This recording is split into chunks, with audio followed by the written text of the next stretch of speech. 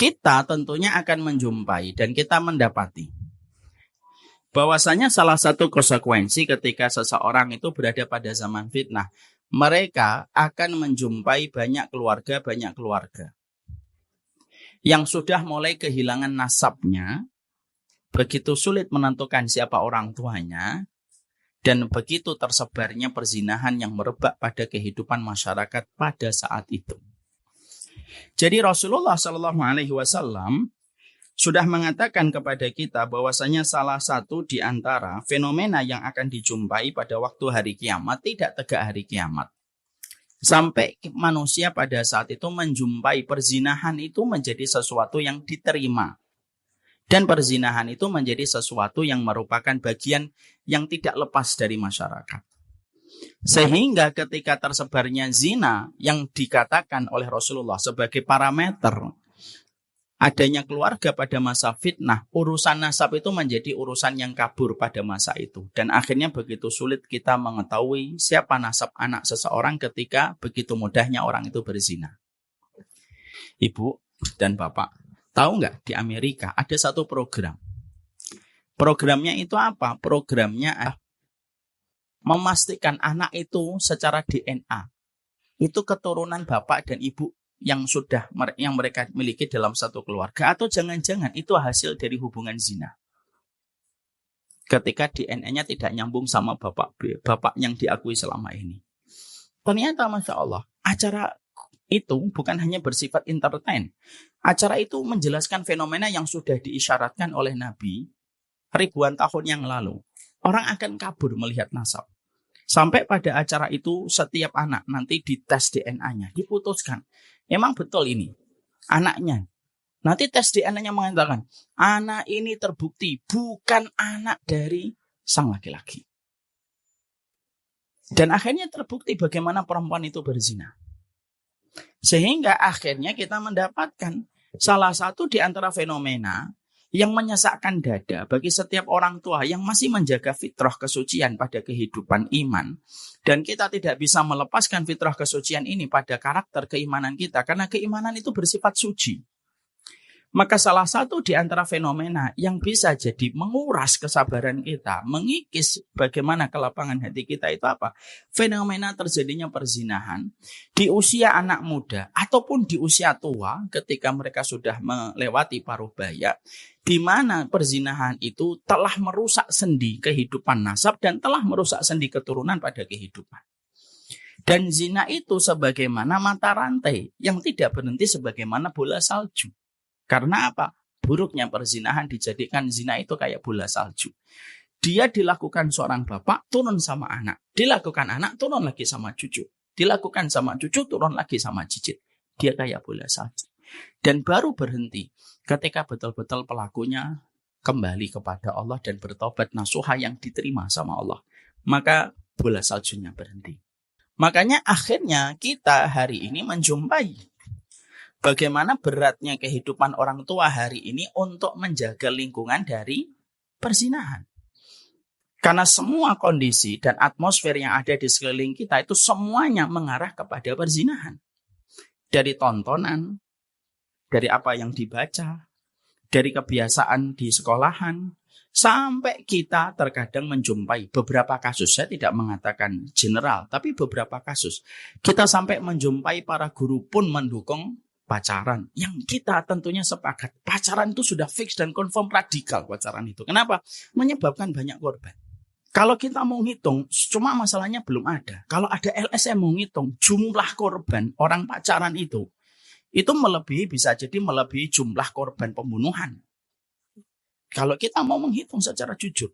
Dan apapun aktivitas yang menyebabkan hilangnya nyawa itu sebenarnya adalah radikal itu. Jadi kita harusnya memahami betul perbuatan yang mengarah kepada perzinahan yang dimulai dengan sebuah kata pacaran yang dilegalisasi dan dimaklumi sebagai proses yang dipaksakan kepada kita selaku orang tua. Anakmu harus pacaran kalau kamu ingin mendapatkan anakmu pasangan. Itu fix, itu radikal. Kenapa? Karena menyebabkan korban nyawa. Dan itu jumlahnya tidak sedikit yang kita jumpai. Dan hari ini Masya Allah, Kita mendapatkan begitu gampangnya orang melakukan perzinahan, sebagaimana begitu gampangnya akses pornografi diakses oleh setiap manusia. Dan itu menjadi satu kesatuan untuk membentuk sebuah bola salju yang besar, terjadinya perzinahan. Yang menyedihkan lagi, perzinahan bukan hanya downgrade. Bukan perzinahan dilakukan anak kuliah. Tapi sudah downgrade dari SMA ke SMP. Sampai ada kasus viral yang terjadi di Indonesia yang sempat viral, sempat meminta perhatian besar masyarakat Indonesia ketika ada seseorang yang memukuli seorang anak sampai meninggal dunia, dari anak seorang kepala pemimpin pajak, sampai terungkap di sidang bahwasanya pacarnya melakukan perzinahan. Usianya masih belia sekali. Dan ini terus dipaksakan kepada kita, permisifnya ini terus dipaksakan kepada kita. Lalu media itu secara tidak langsung memaksa kita untuk memaklumi perbuatan itu. Padahal perbuatan itu sudah confirm. Dia itu meminta korban yang begitu banyak pada kehidupan bermasyarakat. Dan kita masih terus memberikan akses dan aktivitas untuk mendukung hal tersebut. Artis yang pacaran terus diakses.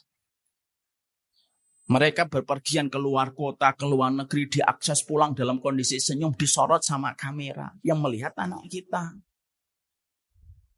Kita dipaksa untuk memaklumi. Kalau kita mengatakan tidak boleh, kita yang dikatakan radikal. Padahal radikal itu apa sih? Radikal itu berakar yang menyebabkan korban nyawa. Siapa yang menyebabkan korban nyawa? Orang tua atau pacaran? Sehingga inilah yang menjadi salah satu tugas berat ketika kita menjadi orang tua itu apa? Memastikan anak kita suci dan fitrah sampai dia menikah. Dan memastikan anak perempuan kita suci dan fitrah sampai dia menikah. Itu tugas berat.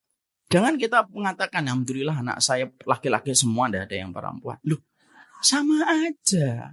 Anakmu perempuan ketika hamil, maka yang dilihat bejatnya itu bukan hanya perempuannya. Lah siapa yang menghamilinya kalau bukan anak laki-laki?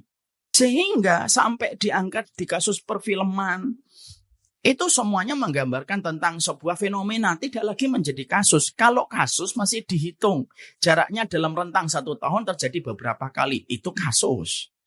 Tapi dalam rentang sampai 1 tahun sudah ratusan yang terjadi, itu bukan lagi kasus, itu sudah masuk pada kategori fenomena. Makanya Rasulullah SAW kenapa begitu tegas mengatur hubungan laki-laki dan perempuan? Karena sesungguhnya ya betul-betul tahu akibat dari hubungan laki-laki dan perempuan yang tidak dibangun barrier yang kuat dan tembok penghalang yang kuat. Terjadinya perzinahan itu luar biasa. Lah tugas kita bukan hanya memintarkan anak. Tugas kita itu bagaimana anak kita mampu dikendalikan hawa nafsunya. Itu tugas pertamanya kita. Sebelum anak itu dipintarkan. Jangan sampai anak itu pintar, menghafalkan Quran banyak, tapi ternyata manajemen nafsunya dan syahwatnya tidak kita kendalikan.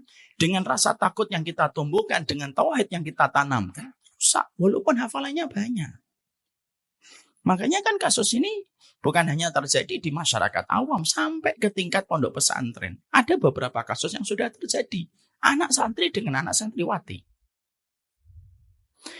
Lah ini bukan sekedar membangun kepada kita sebuah ancaman lalu membuat kita ketakutan. Tidak, Nabi itu tidak pernah membuat takut.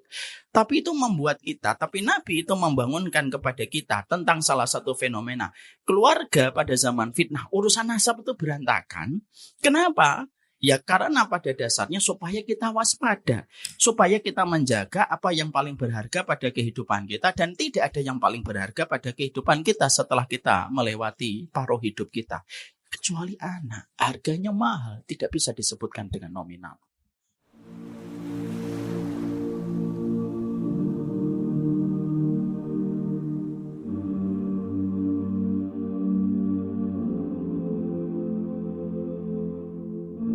I've been holding for so long,